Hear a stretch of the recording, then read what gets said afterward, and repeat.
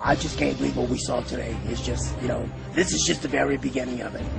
I think that the worst is yet to come. It hasn't even scratched the surface as far as the damage that's fixing to happen. Every security guard here has given the instructions to every single news crew. You can be with outside of 100 yards of the workers or on the boom. And who's saying that? Because nobody can tell me, unless you're the Jefferson Parish Sheriff's Office, you're the Coast Guard, or you're the military, can you tell me where to go on this public beach? I can tell you where to go because I'm employed to keep this beach safe. And right now, those are my instructions. I have to keep the workers safe as well. I'm going to go and try and talk to a worker under the tent. Can I do that? No. He's on a break. You are not allowed to interview any workers. The workers can talk to the media, according to the BP CEO 2 days ago. That word still hasn't trickled down to you all? We've already heard that one too. Yeah. What do you mean you've heard that one? It's true. The email does not explicitly give you permission to do that. There are quotes from Doug Suttles that say no one has been barred access to talk to the media, and that it's a misunderstanding, and the word hasn't trickled down to all the appropriate channels yet. That's what he said 2 days ago. So 2 days later, that word still hasn't trickled down. The word it's been briefed to us. By whom? Who's briefing you all? That's not important right now. Well, if you're telling me that I can't do it, it's important that I know who's briefing you. What's important right now is you cannot talk to the workers. You're interfering with their jobs right now. If there's somebody on break, I'm interfering with his job? Yes, you're interfering with his rest.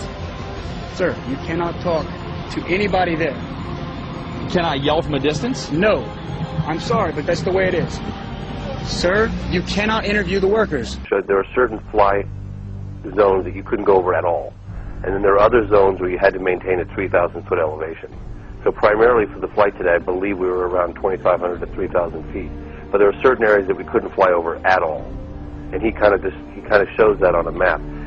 So yeah, there are flight restrictions, but there's a lot of activity going on down there too. I mean, I saw countless helicopters down below us. And I guess I got 11 miles south of here, and it was really close because when we landed, I got a phone call saying, "How close did you get?" So I went to the fix and made a right-hand turn, and it was the Department of Homeland Security, Air and Marine Division, they called. You're kidding me. They called you as soon as you landed. Yeah. And I was 11 miles, and she's, well, we're looking for another aircraft that was 40 miles south. And I think they were looking to violate them. You're kidding me. Charges, yeah. Army was here. I mean, this is big time. Army, there were a couple Army airplanes, a couple Blackhawks. Who else was Department of Homeland Security? Yeah, when they close down airspace like that, you don't want to mess with it. A buddy of mine. Why are they closing down the airspace? Do you know? I have no idea why they do it. My travel partner, Jet, actually did some research with West Jefferson Medical Center in Marrero, Louisiana. Mm-hmm. Yeah, and basically what they told us, that was between May 26th and May 30th, there have been 2 emergency admits, 6 ambulance, 3 helicopter, and 2 walk-ins. I'm so sorry, 11 emergency admits, 6 ambulance, 3 helicopter, 2 walk-ins. The symptoms were nausea, dizziness, severe headaches, respiratory distress. They were caused by chemical exposure to fumes from oil and dispersants. After that, after May 31st, they opened a first aid tent on Grand Isle and also one at Lafitte. And over 70 people have been treated there in those 2 places. And they have begun pre-screening cleanup workers. There are now reports of crews cleaning the oil spill in the Gulf actually falling ill. Some of them have even been hospitalized with flu-like symptoms, and they're calling it now Gulf oil syndromes. A lot of questions about how serious this is and what exactly we're looking at here. Jamie Colby's here. She's been looking at it as well. Jamie, what have you learned? Yeah, Jane, we took a good look at this, and there are nearly 80 cases reported so far, mostly the workers, some residents, and a handful of hospitalizations. Mostly body aches, skin irritation, headaches, dizziness, nausea, and respiratory ailments. But now Dr. Manny Alvarez of Fox's medical aid team says America is facing a crisis. He calls it Gulf oil syndrome, and he says we need to watch out for serious health issues, even the potential damage to the brain. You would have some cognitive deficiencies, memory loss, confusion, haze. That's usually in an adult brain. Problem is in a young brain. We got to monitor the rates of autism and learning disability. So Dr. Manny says right now those at greatest risk are the workers on the front lines cleaning up the spill and those in the neighboring communities, followed by folks with chronic diseases, pregnant women, and children. Right now the CDC, the Department of Health and Human Services, OSHA, and the EPA, they're all with teams there monitoring the impact, and doctors say this is an unprecedented disaster. Clearly they're toxins. They're chemicals that are not supposed to be in the human body, so they are toxic to many organ systems, especially the nervous system. If they don't contain this thing, and this is a big if they don't, with the toxic gases that are coming out of this well with the oil, hydrogen sulfide, benzene, methylene chloride, and our stupid congressmen up there, they haven't got the backbone of a jellyfish. They don't have an ounce of care for human beings, or they'd be telling them what the Environmental Protection Agency has found that is blowing over the land. Now, I was a pilot for 30 years.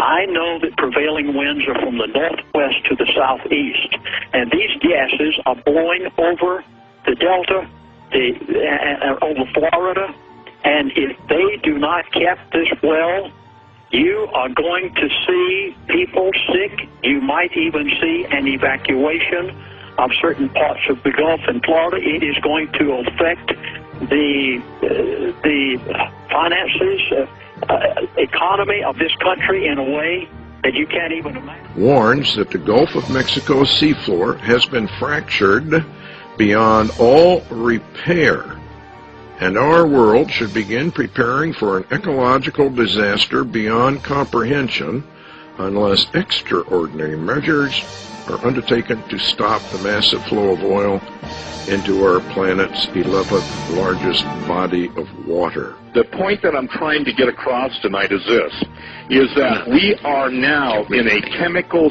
soup, worst case nightmare. The pressure that is building, as Pastor Lindsey Williams was talking about, at 25,000 feet. See, everybody's dealing, and God bless Lindsey for bringing this out.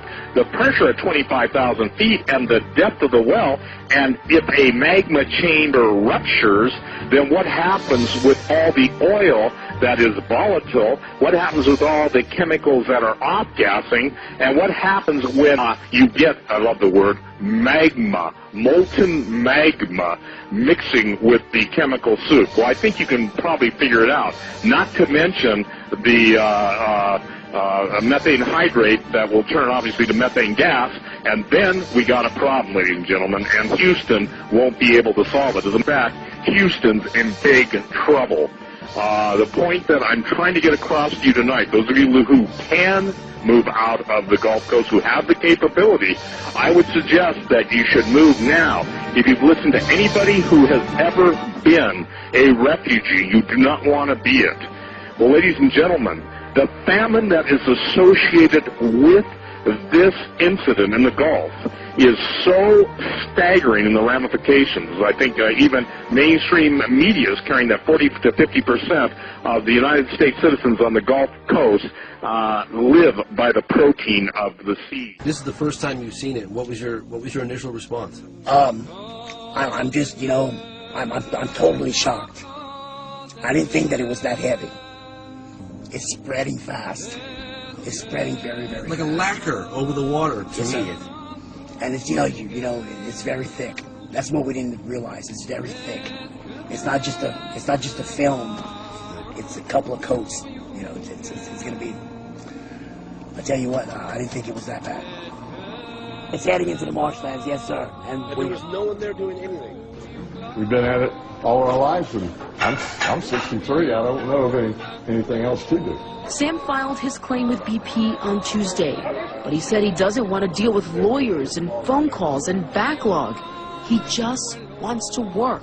How much do you love this business? 30 years. You love it.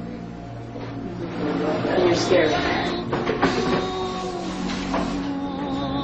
Yeah. Can I yell from a distance? No. I'm sorry, but that's the way it is. Sir, you cannot interview the workers.